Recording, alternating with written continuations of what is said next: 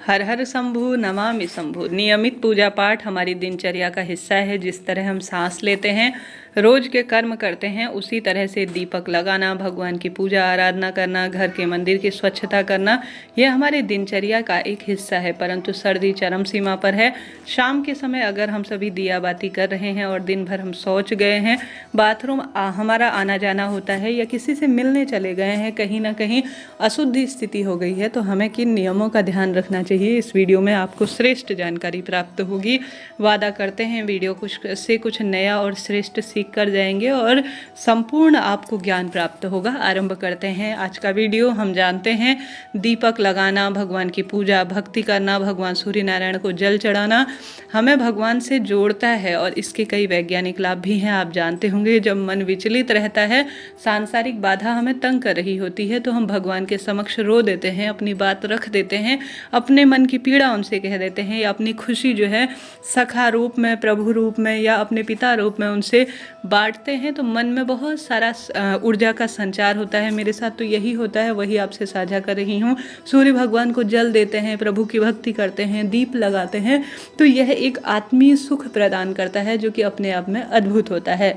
ऐसे में अपने स्वास्थ्य को लेकर चलते हुए, सर्दी का मौसम है, कैसे हम सभी अपनी दिनचर्या परिपूर्ण करें ताकि भगवान भी प्रसन्न हो, हमारा भी आध्यात्मिक मार्ग प्रशस्त हो, पितृ देवता भी प्रसन्न हो और अंत में प्रभु के बैकुंठ लोक शिवलोक में हमारा वास हो। इसके लिए दैनिक दिनचर्या इस तरह से रखनी चाहिए कि यह बहुत सुखद अनुभूति हमें दे। और शाम के समय हम जब एक स्थान पर बैठे और अपने दिन भर की दिनचर्या का याद करें तो हमें एक अनुभूति सुखद स्वरूप में हो। तो आप सभी को नियम बांधना है, कैसी भी अवस्था हो, किसी भी अवस्था में हो, घर पर छोटा सा एक ही मूर्ति क्यों ना हो, शिवलिंग ही विराजमान क्यों ना हो, भले ही बहुत अधिक बड़ा मंदिर नहीं है, परंतु उसकी साफ सफाई का आपको ध्यान रखना है।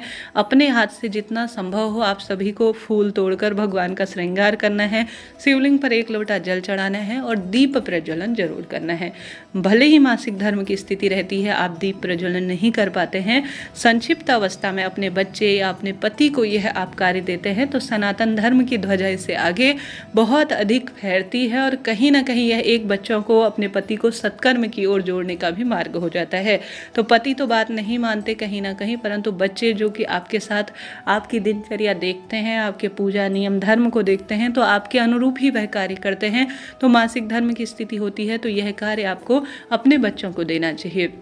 घर में आप सभी को रोज सुबह और शाम दीप लगाना चाहिए, परंतु शाम के समय, आजकल सर्दी का दिन है, सुबह तो सभी को स्नान करना जरूरी है। जिस तरह से हम भोजन लेते हैं, सांस लेते हैं, हर कार्य हमारी दिनचर्या का हिस्सा होता है। स्नान इत्यादि से निवृत्त होकर सूर्य भगवान को जल देना और भगवान की भक्ति करना भी हमारे दिनचर्या का हिस्सा है। बहुत विस्तृत नहीं कर सकते, कोई दिक्कत नहीं, संक्षिप्त रूप में करें। सूर्य भगवान दिखाई दे या न दिखाई दे कोई दिक्कत नहीं, परंतु आपको जल देना है। जिस तरह से सूर्य देवता दिखते हैं, यह एक तरह से हमारे पितरों को भी प्राप्त होता है, ऐसा शास्त्र वर्णन कहता है। तो सूर्य भगवान को जल देखा होगा आप सभी ने, बड़े बड़े ऋषि मुनि, स्वयं श्री रामचंद्र जी अपने व्यक्तित्व और सूर्य नारायण भगवान ग्रहों के राजा माने जाते हैं, उनको अर्घ जरूर देते हैं। तो सर्दी में आपके प्रश्न भी आते हैं कि दीदी हमें सूर्य भगवान नहीं दिखाई देते हैं, तो ऐसे में क्या करें। देखिए, उनकी किरणें तो हैं, धरती पर विराजमान है, परंतु बादलों की ओट से वह दिख नहीं रहे हैं। आपका कर्तव्य है आप जल चढ़ाएं, धीरे धीरे वह दिख जाएंगे।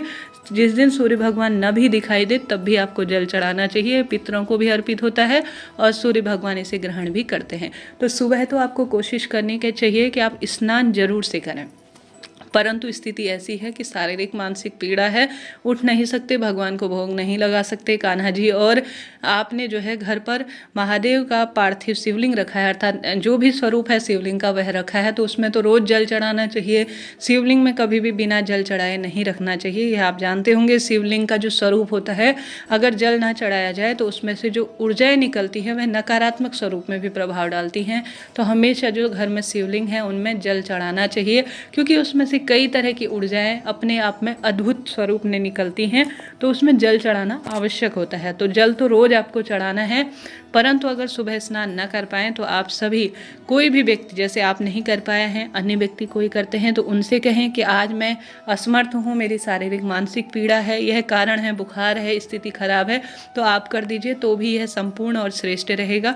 और दीपक लगाने के लिए भी उन्हें कहें। परंतु स्थिति ऐसी है कि कोई भी स्नान नहीं करना चाहता, आप भी नहीं करना चाहते, तो कोशिश तो करें, जितना संभव हो स्नान करना जरूरी है।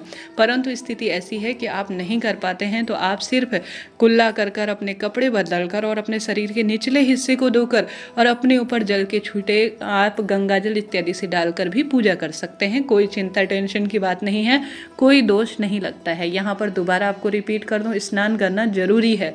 न कर पाए, शारीरिक प्रकृति ऐसी है कि आपका अब नहीं हो पाता है बस, तो आप निचले हिस्से को धोकर, काक स्नान कहा जाता है, स्वयं पर गंगा जल छिड़क कर, पूरे कपड़े बदल कर फिर आप सभी दिया बत्ती कर सकते हैं। यहाँ पर कोई दोष नहीं है, बस शुद्धता का ध्यान रखना है, वह किसी भी स्वरूप में करें।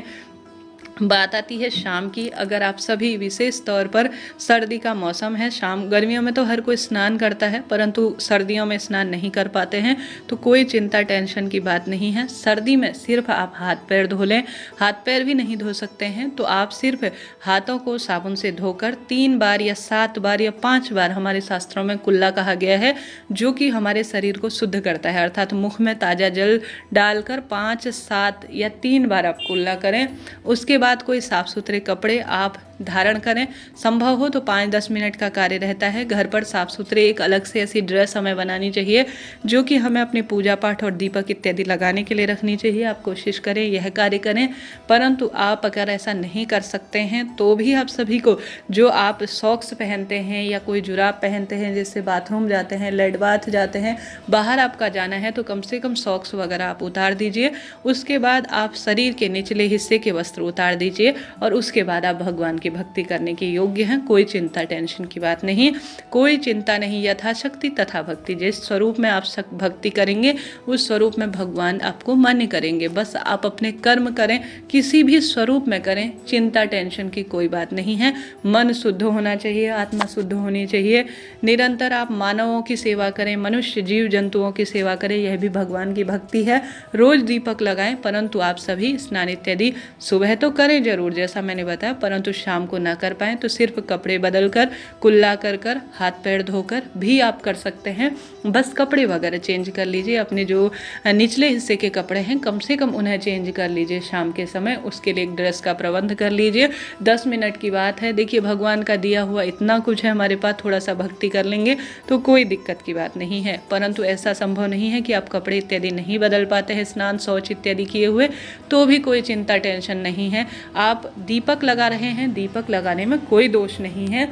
आप परिपूर्ण विधान से पूजा इत्यादि नहीं कर पाते हैं शाम के, हालांकि नियम तो यही है जो मैंने आपको बताया, परंतु ऐसी स्थिति है तो दीप इत्यादि तो आप जो है बस कुल्ला कर हाथ पैर धोकर भी कर सकते हैं। कोई चिंता टेंशन की बात नहीं है। हमेशा आप सभी को घर के दरवाजे पर, माँ तुलसी में, अपने घर के मंदिर में और रसोई में, यह 4 स्थान अपने घर के जो स्थान हैं उन स्थानों पर दीप लगाना चाहिए। अगर आप घर की रसोई में भी नहीं लगा पाते, विशेष तिथियों में ही लगाते हैं, तो भी कोई दिक्कत नहीं। सिर्फ अपने घर का मंदिर और घर की तुलसी, यह 2 स्थान तो सबसे अधिक श्रेष्ठ कहे गए हैं, जहाँ रोज दीपक लगता है। घर के दरवाजे पर ही अधिकतर लोगों की तुलसी होती है, तो आप सभी को इन 2 स्थानों पर तो जरूर से दीप लगाना ही चाहिए।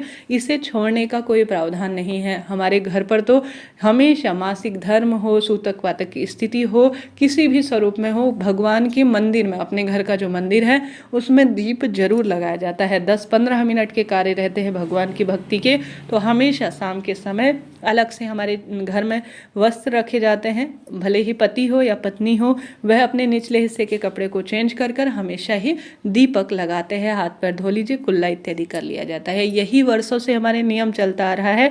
इसी विधान के तहत हम जीवन अपना जीते हैं और भगवान की दया से सारी सुख समृद्धि से घर परिवार भरा हुआ है। आप भी इस तरह के कर सकते हैं, कोई चिंता टेंशन की बात नहीं है। भगवान आपका सच्चा भाव सच्चा मन देख रहे हैं।